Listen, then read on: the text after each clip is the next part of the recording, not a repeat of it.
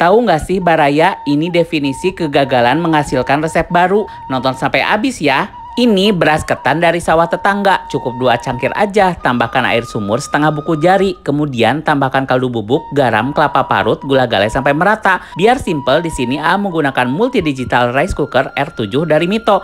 Lihat matang sempurna dan anti lengket. Selanjutnya pindahkan ketan yang sudah matang ke wadah, kemudian tumbuk-tumbuk menggunakan mutu alias ulekan sampai ketannya halus, kemudian tambahkan kacang merah yang sudah direbus, gula galai sampai merata. Tahu nggak, ini sampai pagi kok nggak keras-keras, apa yang salah ya? Padahal mau bikin ketan atau ulen goreng. Tapi ya, ketan sudah jadi bubur, kita tambahkan tepung maizena dan dimasukkan ke plastik segitiga, potong ujungnya, porocotkeun weh memanjang siga kieu.